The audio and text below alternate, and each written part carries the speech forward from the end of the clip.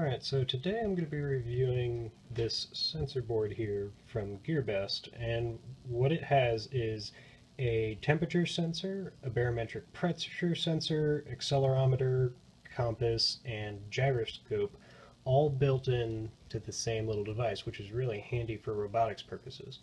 Of course, it didn't come with these pins already soldered into these holes here, so what you're going to need to do when you get it is stick those in there and then apply some basic soldering in order to get it fixed on firmly. And now that I already have that, I have a basic setup where you just stick this in the breadboard like that. And I already have these wires all set up so that it gets a 3.3 positive voltage from here. We have our ground. We have our SDA and SCL going to our analog input 4 and 5. And that's basically all you need to do in order to get all the sensor data from this device right here. You actually don't have to use these pins. You really just need the SCL and the SDA pins.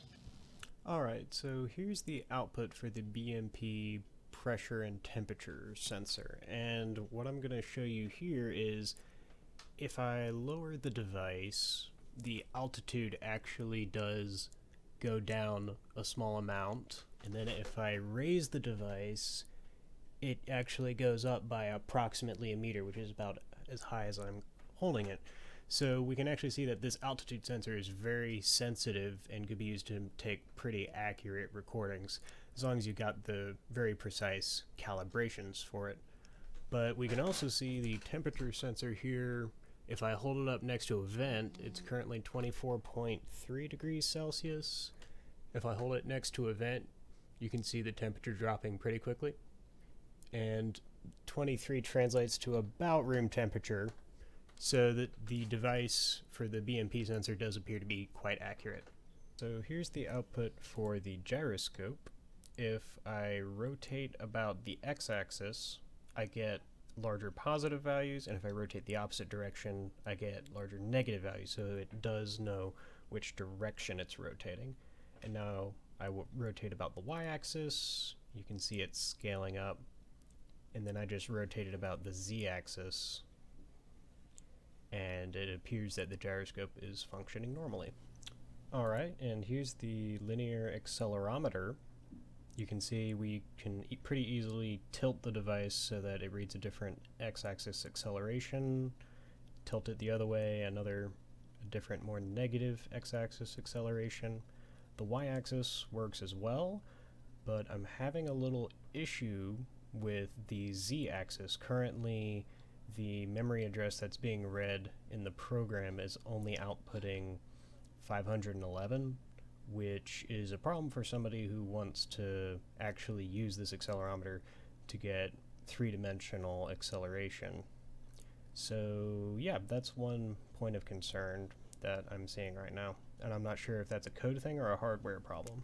Alright, now for the last sensor, which is the magnetometer, and it outputs a three-dimensional vector representing the direction of the magnetic field that it is currently in. And I can change the magnetic field a little bit by getting a paperclip close right here, and you can see the values keep changing. Now everything here looks pretty good. I have gotten a sensor like this to work as a compass in the past, but it's a pretty complicated setup, and you have to go through some mathematical techniques in order to get an actual heading out of one of these guys. So in summary, all the sensors on the device worked except the accelerometer. I had that problem with the z-axis being fixed, and I'm not sure if that's just a problem with the code that I got off of Bildr. I looked through the code, I didn't see a problem, but I'd be worried if it were actually a hardware problem in the device. But at this point, I'm still not sure what that is. If anybody has any ideas about what that could be, just let me know in the comments. But other than that, that's about it. Alright guys, have a good day.